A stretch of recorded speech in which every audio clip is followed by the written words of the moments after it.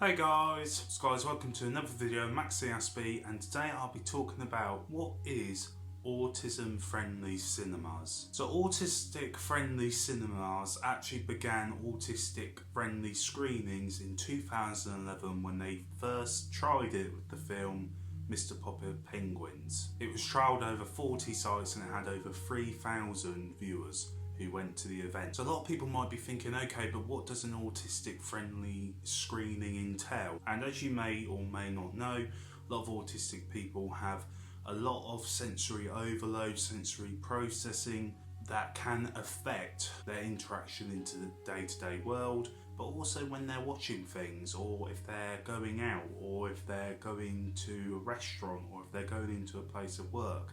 If the lights are too high or too low, or if the noise is too high or not high enough, it can cause them to have sensory overload and cause them to have a possible autistic meltdown. So in 2011 they realised this and they thought, okay, we should start doing autistic friendly screenings, and with the help of Dimensions, who I'm also an autistic expert panellist member for, they was able to evolve the scheme into even much more broader horizons, partner with more cinemas and make it more friendly, autistic friendly for other cinemas as well.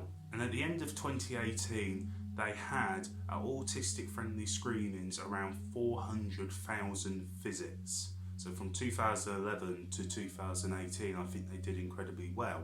And people might be asking, okay, so what does a autistic friendly screening entail? And it is just adding those reasonable adjustments in for autistic people, for them to be able to watch the film, for them to be able to enjoy the film without facing any distress or stressful situations. And those things could be as simple as allowing autistic people to sit where they want in that screening. It could be that the lights are left on a setting, are left on that low setting. It could also mean that the sound is turned down. It could mean that there's no adverts or trailers, as a lot of autistic people just want to go and watch the film, and it's that change of routine, but also that decrease and increase of volume when it comes to different adverts coming up. It can be quite distressing for an autistic person. The staff are also trained at the cinemas to understand autism and be aware of autism and put those reasonable adjustments in if needed. The cinema also is required to offer disabled access as well.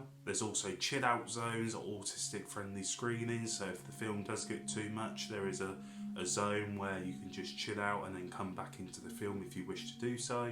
You can also bring your own food or drink. A lot of autistic people do find textures of food very difficult and very odd, and if you can bring your own food or drink and not feel that you're doing anything wrong at an autistic friendly screening, that can be really beneficial to an autistic person. And those are just a few of what they put in place. Now, I love the idea of an autistic friendly screenings. I love the idea of the Autism Hour that the National Autism Society do. I think if we have more things like this in place, it would be brilliant and perfect. But while I was doing my research on this, one of the things that I have always known about the autistic friendly screenings and wanted to make sure that I also done my homework on was there aren't actually a lot of films that are out at the moment that you can easily access, easily find out if they're autistic friendly or not.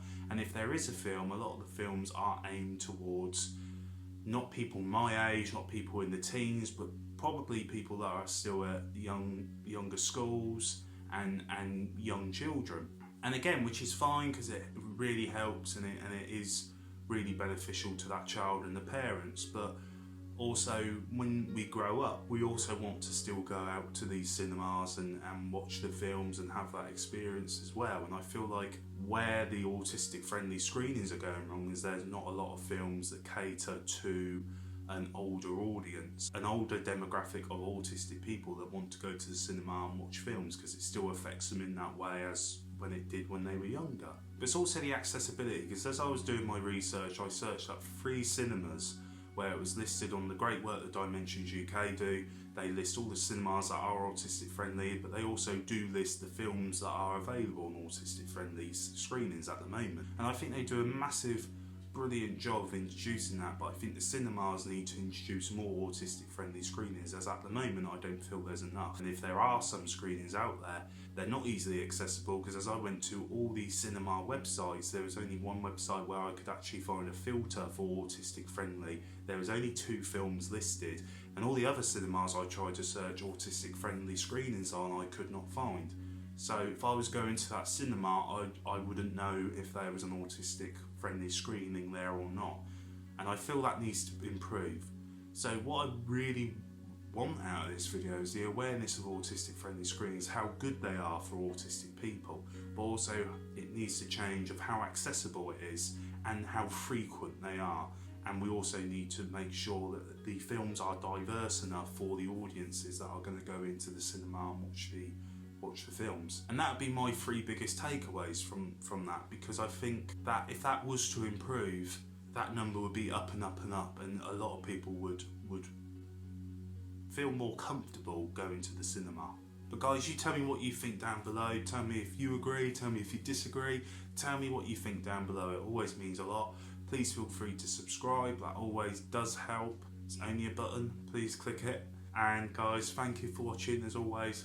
Take care and goodbye for now.